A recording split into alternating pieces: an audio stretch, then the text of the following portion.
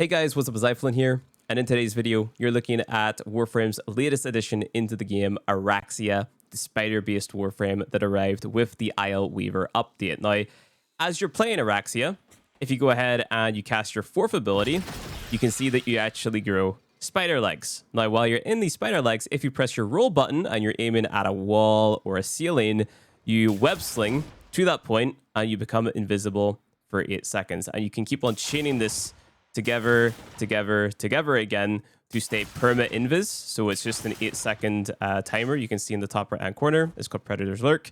You can stay completely invisible, and that's your main way of surviving. On top of that, whenever you're in the spider form, you actually gain a lot more health. You can see that I have 1,721 health up there in the top right-hand corner, but if I press 4 again, to get out of the mode, it drops down to 675 health. Now that's really cool. What I want to show you guys is my fashion frame on my Oraxia, and we're going to talk a little bit about how you actually farm her up. So all you have to do is have completed the Very Paradox quest, then go to your navigation, press the little face icon in the top right hand corner, then play the Isleweaver mission. It's pretty straightforward. You can do it on non-steel path or steel path.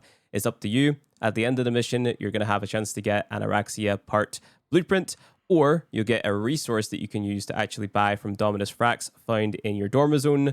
So if you happen to not get any of the parts as you're playing the mission, it's basically a pity system. So you can only be so unlucky. You'll eventually get all of the Oraxia parts eventually. So it's a pretty fast farm, pretty self-explanatory.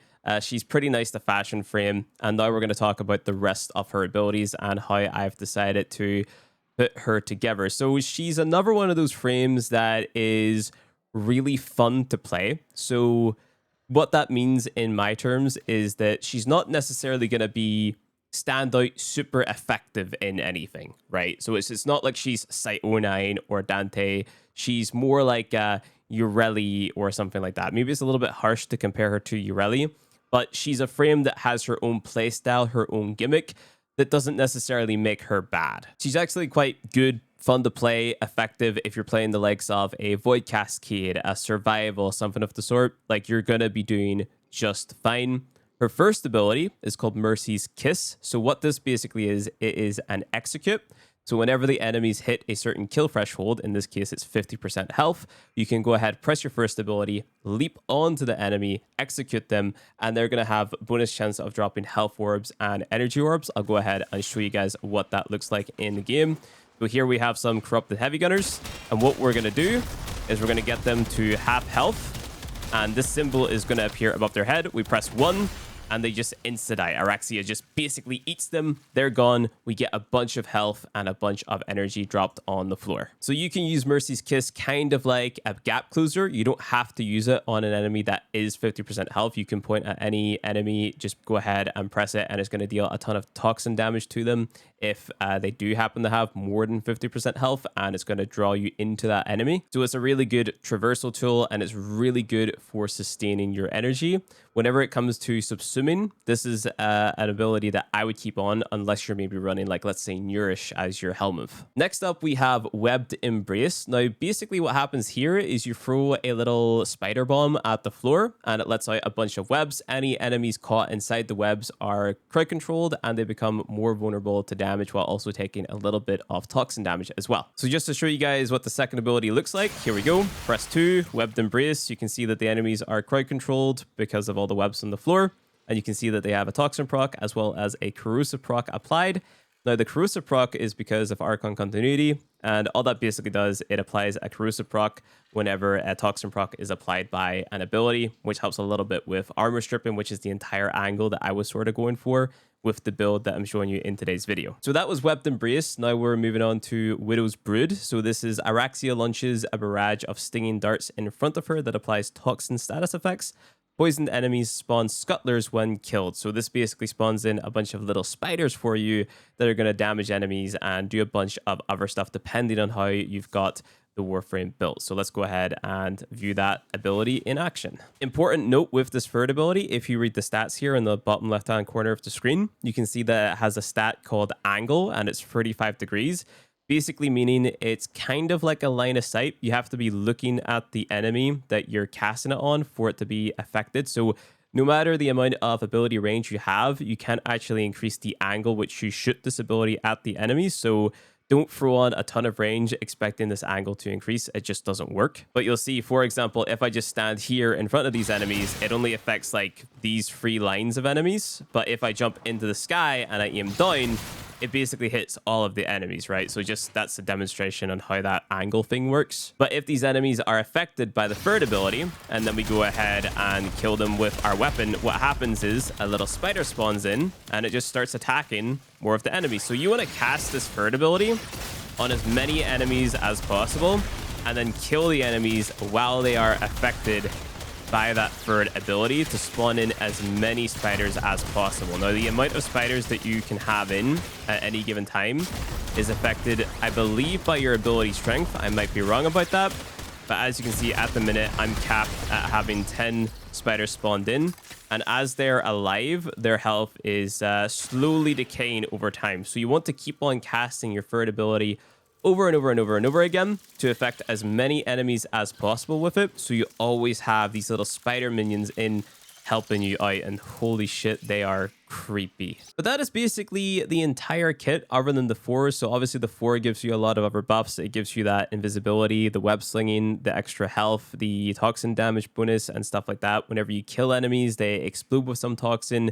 So the idea is to always be in your 4. So always have your 4th ability active. Then you probably want to go ahead, cling to a wall to get your invis up. And now keep on refreshing that invis every 8 seconds or so. You can see the timer at the top right hand corner of the screen.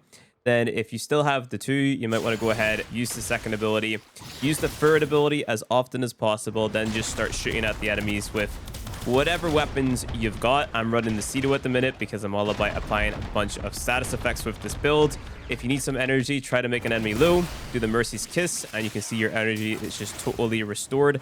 And that is basically the loop with the base kit equipped. And yeah, just keep spotting your scuttlers in and watch them spread a bunch of damage. So you might have also noticed that I'm running 4 green Tau Archon shards. Now, I've got 2 of these to increase the max stacks of corrosive by 3, basically putting me up to 16, right? Now, the idea for this was that hopefully my little scuttlers, the spiders that we can spawn in, could go ahead and strip the armor off the enemies.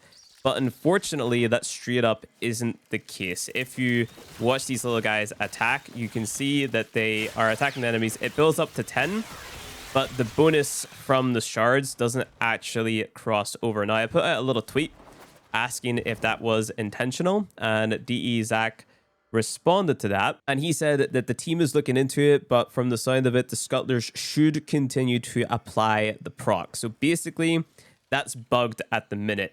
That's what I really wanted this frame to do, to basically mass spread armor strip through those spiders. Because if you can get those spiders to do that, if they can completely strip the armor from the enemies, that basically removes the need to run an armor stripping ability like Terrify or Pillage if you want to take a frame like this into level cap content. So if we think about it, she's got the survivability from her invisibility, you know, just staying invis all the time by latching the walls. She's got the self-sustain in terms of energy from Mercy's Kiss. She's got the damage buffing from basically all of her abilities because you have all of those toxin procs. And then all you really need is a way to strip the enemy's defenses just to kill those level 9,000 enemies, right? So that's what I was hoping the little scuttlers did. But as it stands right now in the current build, you have to keep on spamming that third ability to apply those corrosive procs yourself. It's basically just the spiders don't get the buff from the shard, but you do. So once you reach 16 of those procs, then they become full stripped, as you can see. So that was a little bit of a bummer, but the other 2 shards I've just got on more status effect damage from the toxin procs, so just 45 plus 45, and then I have a little bit of casting speed from a single yellow shard here. And the build that I'm rocking, it mainly invests into range, because if you're increasing, let's say, your ability strength, you're basically just increasing the amount of damage that you're dealing, and that's great, but it's only great up to a certain certain point, right? There's definitely diminishing returns from having your damage value being too high. You definitely want that quality of life of being able to, you know, affect as many enemies with the toxin procs as possible with, you know, all of your abilities. So having range is pretty important. I kept the efficiency at the base value because, I mean, I don't think the drain is that bad, especially because we're running Mercy's Kiss and also Equilibrium and Prime Flow. And my duration stat, it's pretty okay. Like the abilities, they have pretty decent durations. You get 10 of the spiders at a time, lasting 20 seconds each. So, you know, you're not really yearning for extra duration on an ability that you're basically spam casting anyway, right? So you guys should all be familiar with all of these mods. Transient Fortitude is for strength. Catalyzing Shields is my defensive mod. Archon Stretch and Augur Reach for some range. Now, the reason I'm using the Archon version is because if I'm using a companion that has electric on it, on the claws, then that can actually proc this for me, regenerating some energy. It's a little bit overkill. You can use normal stretch here. Equilibrium and flow for our energy sustain, then Archon continuity for the duration, and of course that toxin to corrosive bonus. Cunning Drift, also a little range mod here in this Exilus slot up here. And then the final confusing things that I might have on are these mecha mods. Now these mecha mods combine with other mods on your companions. So I've opted to use the Pharaoh Predacite here because they have a mod that basically gives you more toxin damage. So I'm using this toxin mod plus Vicious Bond on here for a little bit of armor strip as well because of this Scuttlers currently being bugged. Plus this Mecha Recharge mod on the actual Predacite itself. Then another mecha mod on the Claws mod with electric, like I said, for the Archon Stretch. So what this is going to do is it's going to basically mark one of the enemies for you. So if I go ahead, I kill them all, I spawn them all back in like so. If I let my dog get close, you'll eventually see one of these enemies is going to become marked. So here he is. If I go ahead and I apply a bunch of status effects to that guy and we kill him, all of those status effects basically get carried from them over to all of the other enemies, basically turning Oraxia kind of into like a nuking Warframe. So this Pharaoh Predacite plus that Toxin mod equipped is going to increase the damage off your Toxin procs. It's also going to make the armor strip a little bit more consistent in the current state of Oraxia at the time of making this video. The Mecha mod is going to help with spreading all of those status effects. Well, I say Mecha mod, but Mecha set is going to help with spreading all those status effects and basically just help you kill a ton of enemies very quickly. For your weapons, I recommend using anything that makes really good use of like condition overload mechanics. So basically having a lot of status effects on an enemy means you deal more damage. So the Cedo Prime is a good example. I'm opting to use Araxia's signature secondary weapon because these are actually pretty good primers. So primers basically apply a bunch of elemental effects to bad guys. They're also a grouping tool too. So if I go ahead and show you, spawn in these enemies, I bring out the secondaries, I use the alt fire, it grips them all up like that, right? So if I wanted to cast my free, I can go ahead and cast my free on that grip. Now, the thing is, if you have your 2 casted and then you shoot your middle mouse button, they all died there. But if you have your second ability casted, so let's just go ahead and do it now. Second ability casted, they're all crowd controlled like so. And then I use my middle mouse. It doesn't pull them because the webs are sort of rooting them down, right? So you just got to keep that in mind as well. And then unfortunately, because when you're in your 4th ability, you can't use melee, right? Your melee actually just turns into your Mercy's Kiss. So if I were to melee, you can see that I'm just casting Mercy's Kiss over and over and over again. So because of that, I've just opted to use a melee to buff up something like, you know, the fire rate on my secondaries. You can use the Furex Reef, the Praetos, the Okina, whatever you like, whatever has like a passive benefit that is going to buff you up in some way. When it comes to Arcanes, I recommend running the Arcane Crepuscular because when you're invisible, you get more ability strength and higher crit damage multiplier. So if you want to see bigger damage numbers, this is pretty good. And you're going to be invisible a lot of the time anyway because that's your main method of survivability on this frame. This last slot, you can go ahead and throw whatever you want in here. I know a lot of people, they're probably going to go for Arcane Arachne, which is just more weapon damage, basically, after you cling to a wall, so that's pretty fine. And then for helmet options, what I recommend going for in the current state of Oraxia, so on update day, I'm running a nice little Nourish build, and this is just going to allow you to mod your weapons a little bit differently. So for example, instead of having to run viral heat on your weapons, you can instead run the likes of gas electricity or corrosive and fire, stuff like that. So you're basically applying more and more elements to take advantage of your whole mecha set, your condition overload mods, etc., etc. If you're using the likes of Nourish plus Mercy's Kiss, you're basically never running out of energy. So this build is a little bit different. You've got more ability strength on here, more ability duration, a little bit less range compared to the first build. It's 190 on the first build versus 145, and basically no efficiency. So you're dealing higher damage numbers. Your abilities are more effective across the board with this build. So it's probably going to scale into the likes of a level cap a little bit better. But of course, you have less range. So you have to keep that in mind as well. So you can't just like zip across the map